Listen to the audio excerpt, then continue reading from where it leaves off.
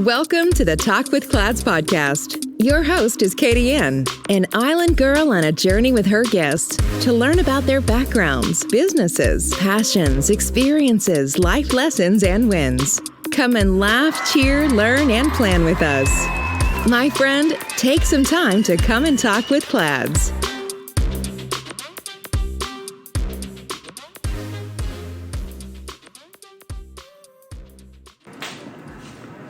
Hello world, welcome to Talk with Clads. My name is Katie Ann. I'll be your host for today. I am so excited because we have a special guest in the house today. I've met this person working at a corporation, and I was very excited to see her journey into starting her own company. So yes, people, I am so excited to have her today. Our guest on our show is Jessania. She is the CEO of Not Your Average Pate Code. Welcome, welcome, welcome. Thank you for having me. I'm so excited to be here and be your guest. So, Jessania, please first tell us about yourself and how your journey started with Not Your Average Pate Code.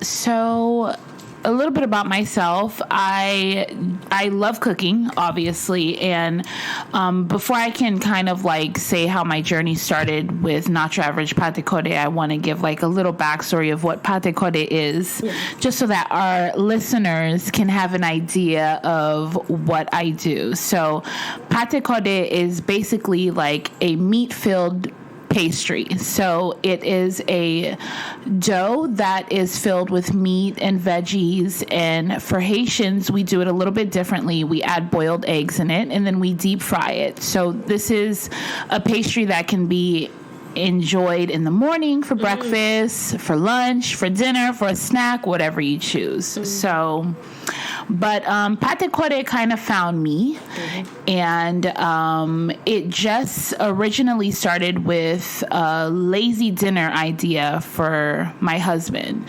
My husband used to work overnight, so sometimes I wouldn't finish dinner in time for him, so I would have to just bring dinner to work at his job. So I used to just make the Pate Code and bring it to him and make a couple extra for his coworkers. And it went from bringing a couple extra for his coworkers to his coworkers requesting that I make more for them and they'll pay for the Pate Code and that's exactly what birthed Pate Code. It just literally happened overnight. Okay.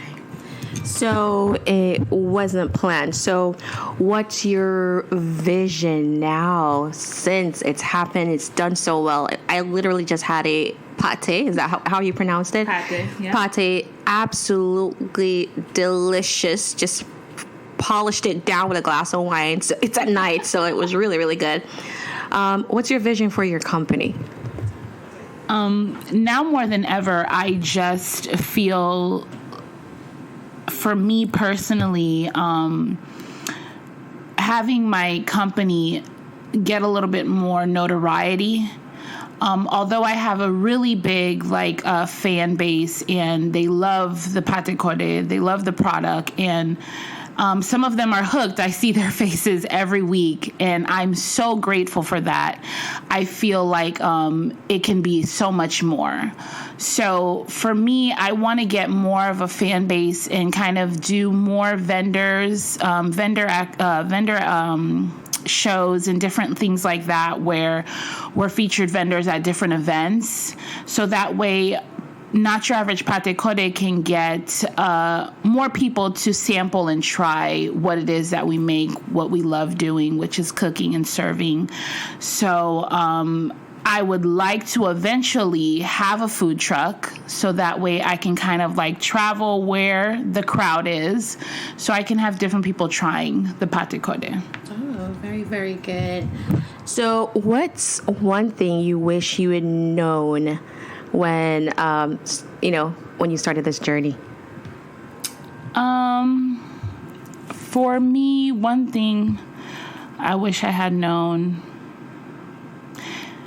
I feel like I wish I had known that it was possible, because I'm very much so a person who's, you go to school, you get an education, which I strongly believe in that. So for me, coming from a Haitian background, if you're not in the medical field, you basically don't have a career. So if you are not a nurse or anything that wraps around anything healthcare, you don't have a career and you're going to crash and burn. So for me, it was always go to school in the healthcare world, which is what I did. I went to school to become an occupational therapy assistant, and I worked in the healthcare world. And I never had that mindset that you can create something that people love and that can thrive beyond that concrete thinking of education, school, work a 9-to-5 for the rest of your life. So I wish that for me personally, that I had an idea or an inclination that I could create something and be this self-made person without having to solely have my mind frame set on 9-to-5 work, gotta have a job, gotta report to someone, and that's the only way that you're going to survive. So, given your journey, are there any common myths that you've heard about entrepreneurship, and how do you debunk that? Because you're an entrepreneur and you're doing it very well. So how do you debunk that? Well, first off, thank you. I try, and I hope that I am doing it very well. It can get very hectic, and one of the myths is that being an entrepreneur, you kind of, I honestly, because becoming an entrepreneur was a path for me. So I was working the 9-to-5 full time and still doing my business on the side, on the weekends, Saturdays and Sundays, and some days on Fridays. I would also cater events for people who would book in advance. So I honestly had no idea how I was doing that while working a full-time job. And I thought to myself, okay, once I left my full-time job to do my business full-time, that it would be like an easy transition. And being an entrepreneur, you have, I want to say, more free time, but that's a myth, because you really have to go into it as if it, and it does, it takes up the majority of your time. So leaving my full-time job to doing this full-time, I thought, okay, you know what, you'll be your own boss. You can make your own schedule. I thought that I would have more free time, but it's completely different. I have a schedule every day. I'm busy doing something, whether it's inventory, whether it's marketing, whether it's, cooking, not to mention I still have to maintain a household. I still have a husband I have to feed. And that was one of the myths that going in, that I thought, okay, you would have more free time, but honestly, you don't. You really don't. That's actually really good. So for everyone to know that when you start your own business, it's not, I'm just going to work a couple of hours and then that's it, because you stay busy. Yeah. You stay busy. And I remember when I was doing the book, I was up at midnight trying to speak with people in different countries because they're on different time zones. Yeah. So 2 hours sleeps, 3 hours, 3 hour to 4 hour sleep, that was like the average for me. Mm-hmm. And so you have to work if you really want it. Correct. So how do you stay strategic being a CEO? How do you stay strategic in getting not your average pate code out there? So it's definitely a process. We were talking a little earlier when I came, and I was telling you how I have 3 different books that I carry around.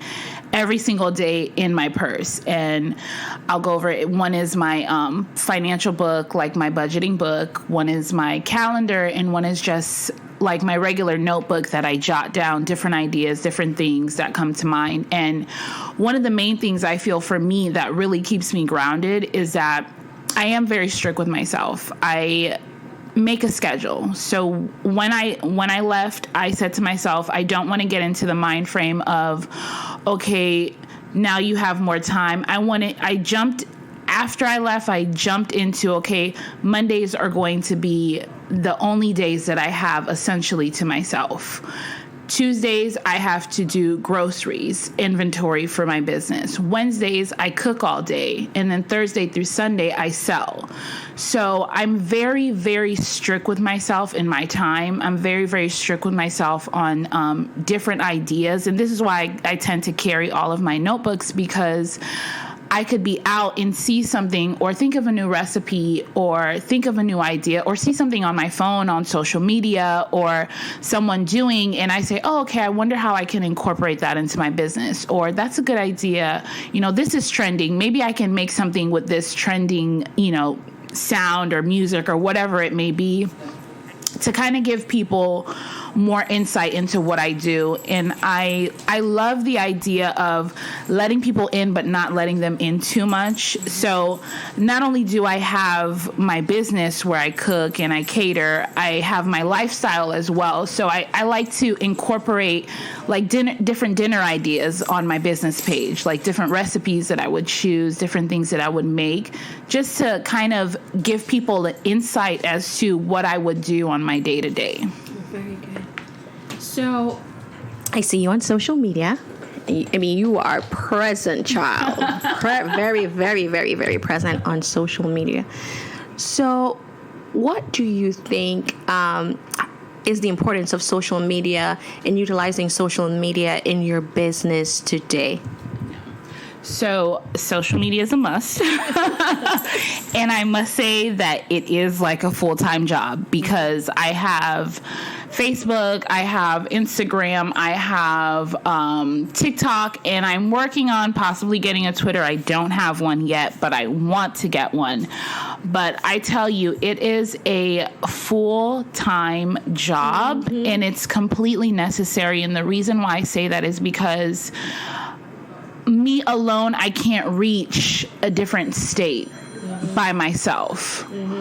I would never be able to do so. So the platform itself creates that link and that bridge to people who would probably never necessarily come across your page.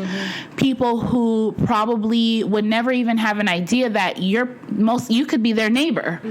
And they have no idea that you have this like holy grail of a business and a product that is right next door to them. So having the social media and being active on social media and allowing people to see my process and to see, what I do and how my business truly came about allows people insight into the business itself and helps me to kind of communicate with them without actually ever having a conversation with them. So how do you how do you get your content? Okay. Like, where do you get your ideas? Yeah. Because, you have some really creative content. So walk us through that process. Okay. So a lot of my ideas, I go over looking through what other small business owners are doing, and what not necessarily within the same realms of what I do, but I can use their same concept. So if they have a product that they're selling, I could use whatever concept they have for their video and just make it, correlate with what I'm selling and what I have to give. And I love coming up with fresh ideas and using and incorporating the fact that it is a family-owned business. It is, something that I like to get everyone involved, down to my nieces. My husband is very active So I like to make sure that I incorporate the fact that they're invested into the business as well as I am. So I love looking at TikTok, finding different ideas on TikTok, as well as Instagram. And I mean, like, sky's the limit. You can find inspiration everywhere. Yes. Yeah, there's Clad's Resources and Consulting values its customers. Our planner Footsteps to My Vision is a 13-month planner that can be used for 5 years. It walks you through SMART goals, SWOT analysis, action planning, and holds you accountable through 3 monthly check-ins. We work only with top quality materials, innovative designs, and verified suppliers, which are guaranteed to deliver to our high expectations, because when it comes to our customer satisfaction, there's no room for compromise. Made with high-quality PU leather and paper planner helps you focus on achieving your goals by giving you a sense of personal and professional satisfaction. Some of the amazing features of this product: Vision Board Planner, luxury pen, 8GB USB flash drive, wireless mouse, ultra-elegant packaging box, available in 5 stunning colors: black, red, gold, pink, navy blue. Material: PU leather. 13-month planner. Elastic band for easy handling. Our Footsteps to My Vision is available at Amazon, Facebook, Instagram, our website, and at Walmart. You may also follow us at www.cladsresources.com, Instagram, Clads Resources, Facebook, www.facebook.com/cladsresources/. You're listening to Talk with Clads. Find more resources online at cladsresources.com. Now back to the show with your host, Katie Ann. So let's discuss resources. What are some resources that you've used along the way to help you with your business, and that you would recommend for anyone that wants to start their own business to try to utilize? Just laugh. Resources.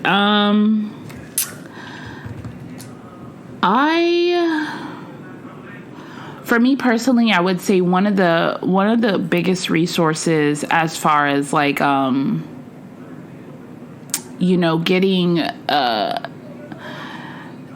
getting people to know my business a little bit more, I would say has been Instagram and like word of mouth. So I would have certain clients or customers who try my product and then bring a family member, and then a family member would bring a friend. And then Instagram has helped me a lot with people who are having events and they need vendors. So having like that word of mouth, or different members within like the same community as me who have like a small business, and having like a small group of women or men who have small businesses, we kind of like help each other out. So I'm in this women's group on Instagram, and there's another woman there who has like a business of her own, and she had posted that she's going to be vending at some event and put the flyer, and that they needed more vendors. So I ended up calling them, and I was able to be a vendor, one of their featured vendors as well. So I would say just don't be afraid to communicate with people. I know sometimes it can be a little bit nerve-wracking, but don't be afraid to reach out to people, to different vendors, like people who manage events, and ask them, even if they turn you down, or if they're full and they don't need anyone else, they can keep your information for the next time and have you in mind for the next time. So definitely reach out to people who are running different vendor events to kind of help you build your clientele, is what I did. That's very, very, very good advice. What advice, or let me ask you this instead. Okay.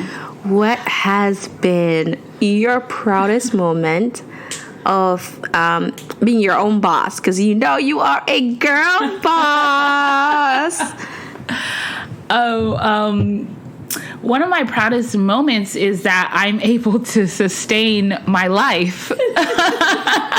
Like, I know that sounds, a little off, but honestly, like, it blows my mind that I'm able to still lead my lifestyle that I was living, working a full-time 9-to-5 job as a business owner. Like, it blows my mind. So I'm always amazed that I'm able to pay the small things. Like, I can still pay my bills. Like, I can still, go on vacation if I want to go on vacation. I can still, get my nails done. And I am still able to do all of these things without having to report to someone. Like, I report to myself. I'm accountable for myself. I mean, it's exciting, but it's like, okay, well, you have to maintain that same type of energy, if not more, because you always have to push to make sure that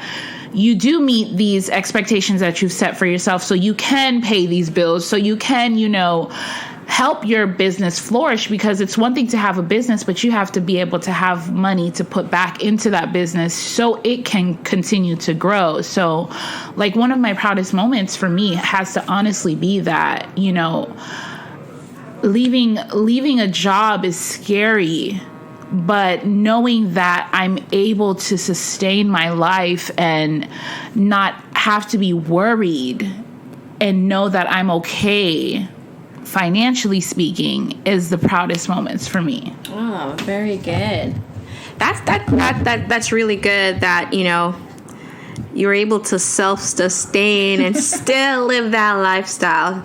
So, on the flip side of that, what would you say has been a life lesson, a teachable moment for you, being a young Black entrepreneur and just being a business owner? A teachable moment.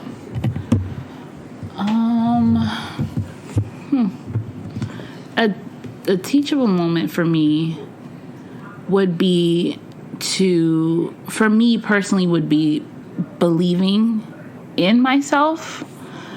I want to say that I am my biggest fan. Like, I will put a post up and I'll be the first one to like my own post. Like, I will post something, and I have my business page and I have my personal page. So I will post something on my business page, and then I will go back on my personal page and repost it on my story. And I know I know it sounds a little crazy, but hear me out. Like, there's a method to my madness. So I feel like if I don't believe in my stuff, how can I expect the people who are viewing my page to believe in my stuff? Mm-hmm. And I feel like if I'm not my biggest fan and I don't believe in myself enough, I can't be out there searching for someone else to be a fan of mine. So this is why I feel like, for me, going and posting something and like being the first person to like my post, I feel good about that. Mm-hmm. Like, even if no one likes my post, as long as I know that I like my post and I respect what I'm doing and I know that I put my heart into everything that I do, that's all that matters for me. So believing in myself and knowing that what I have is solid, and knowing that what I have is going to grow beyond what I could ever imagine, and it has already flourished so much in such a short time. I know there's more for me than what I'm doing now. So believing, and I know it can be hard sometimes because I am my worst critic a lot of the time. I'm very hard on myself in so many ways. And it's not that I'm a perfectionist, because I know I'm going to make mistakes, but it's just that I feel like when those mistakes happen, I already think of a million different ways that I could have evaded this mistake, but it doesn't change the fact that it already happened. So when it comes down to my baby, which is my business, I want to give myself a pat on the back. I want to tell myself, hey, you're doing good. Like, because this is your baby. You created this. No one has, I don't want to say that no one has helped, but essentially I birthed this idea. This was something that I conjured up, and it has grown so much. So I'm grateful, and I believe in myself. So you've shown the importance of leaning in, right? Leaning in as a woman, leaning in as a business owner, and just believing in your vision.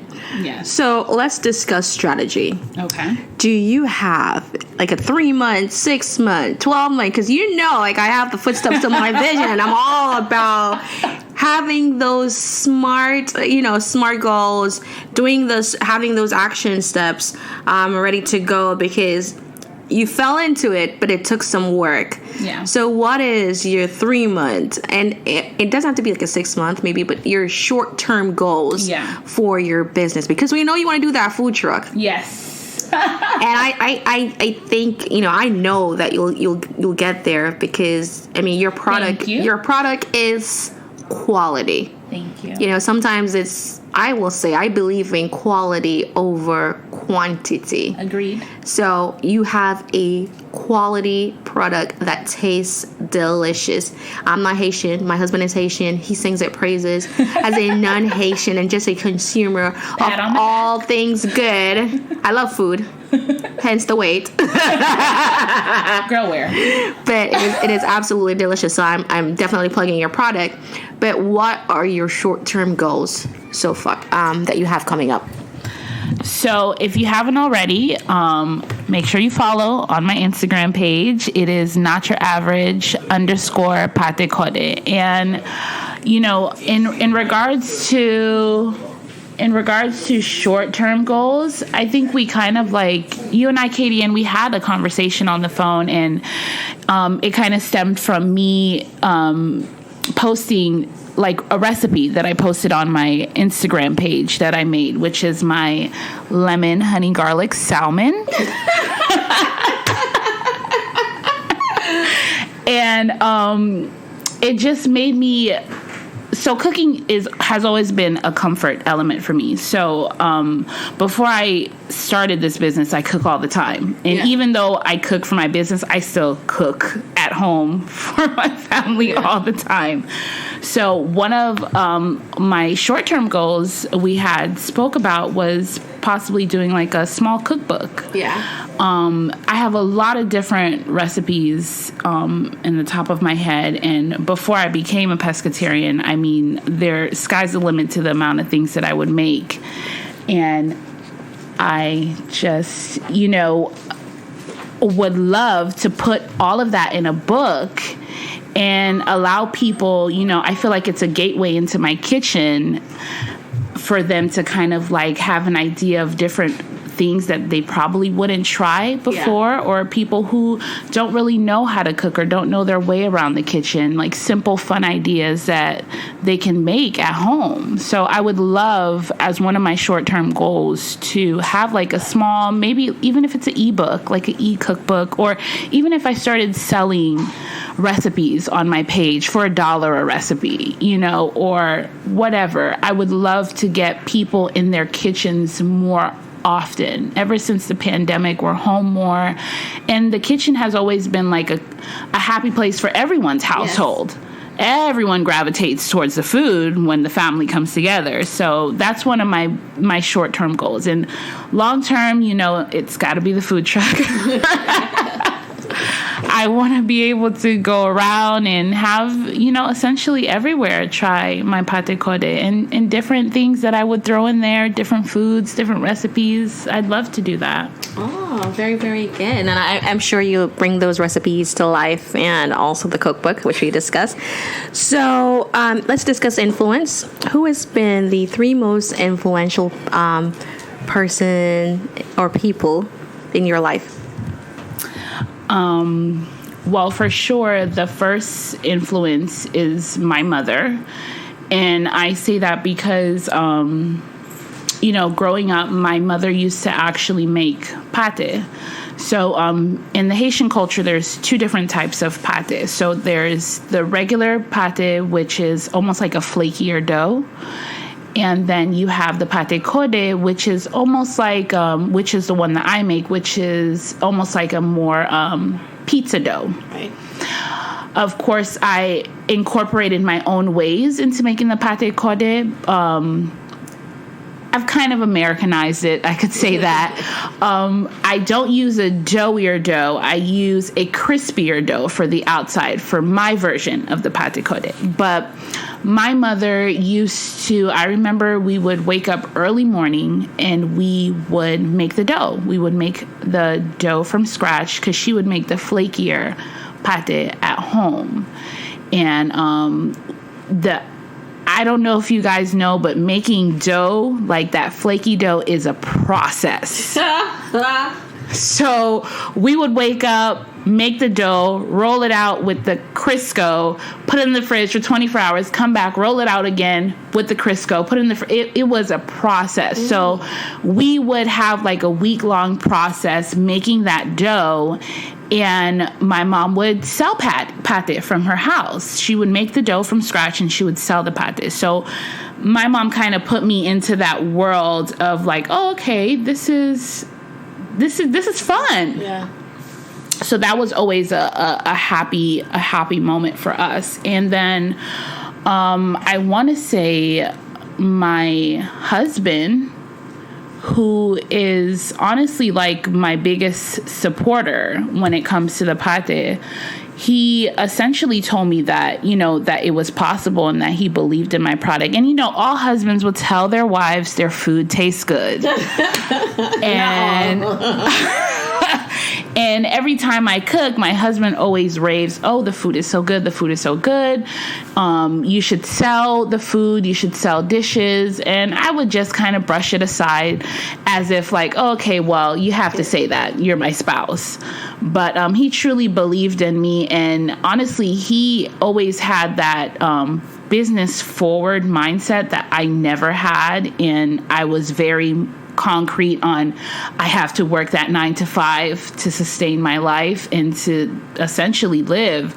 And he was like, you can do this. Like, this is possible. Look how many people love what you're doing. Let's get these business cards. And I can't even lie, he's in the kitchen with me. He comes from, a restaurant background. His mother used to have a restaurant and he was always in the kitchen with his mother. And my husband's in the kitchen with me, helping me fulfill orders and do deliveries and stuff like that.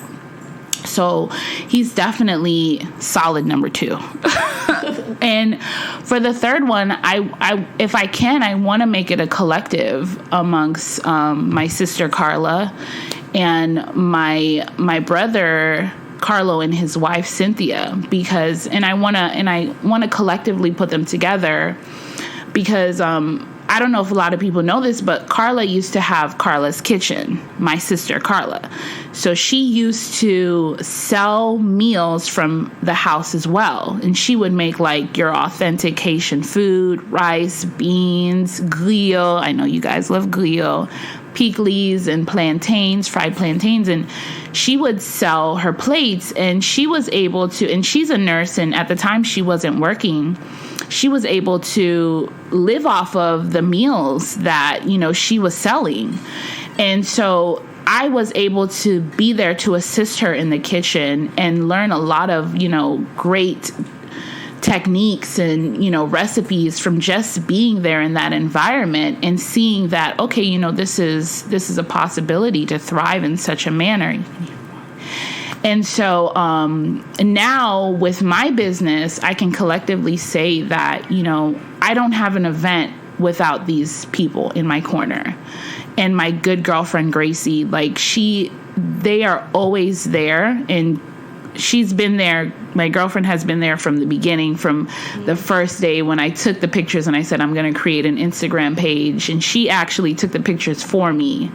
And we created the page and, it flew from there. But these solid people, my siblings and my good girlfriend and my husband and my mom, every event, they're there helping me with orders, with the money, with advertising. So, yeah, I got to give it up to them. Oh, support. It's really important for whether you're, any part of your life to have a good support system that keeps you grounded And also, they are resources themselves in assisting you on your journey.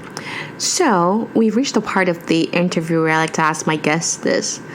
What is one question that I have not asked you that you would have liked for me to have asked you? That's a great question. What haven't you asked? Well, I think we kind of covered the majority of everything, every aspect of the business. You guys can, here's one. I have a website. You didn't ask me, but maybe you did in a different manner. Right. We haven't gotten to that part. But okay, Jess, where can our listeners, or where can my listeners connect with you online? I have a website. So I do have a website where you guys can order. Like I said, I am open Thursday through Sundays. My website is updated weekly. I like to add different things, like say if I'm doing a different dish or a featured pate, because sometimes I have ideas for pate that I want to test out, and I will feature it for the month or the week and see how it goes. So my website is www.notyouraveragepatekode.com. Instagram and Facebook? And my Instagram is notyouraverage_patekode. And my Facebook is notyouraveragepatekode. And I also have a TikTok. So you guys can check out my Instagram to see my TikTok, because it's all linked together. Okay. And your telephone number? My telephone number? Yeah, sure. So my telephone number is 561-932-5928. We also do catering. We actually just did a brunch yesterday where we had an array and a plethora of different foods. So we had, if you go on my Instagram page, you can see it, but we had, white cheddar grits, we had salmon nuggets, we had shrimp and grits, obviously. I also do vegan, so we had vegan bacon, vegan sausage. I mean, it was just, so whatever it is that you need, whatever you need catered to, we can cater to that. Yes, well, and I guarantee you that the food will be delicious, and the presentation is always good too. So you will eat with your eyes, your mouth, and then your stomach will be blessed. Well, Jess, thank you so much for joining me. And thank you to everyone for taking some time to talk with Clads. Bye, guys. Thanks for listening. Find us on social media at Clads Resources and online at www.cladsresources.com. Our planner, Footsteps to My Vision, is also located on our website or on Facebook, Instagram, or Amazon. Don't forget to like, subscribe, and share, and check back weekly for new episodes. Until next time, keep creating your footpath to your vision.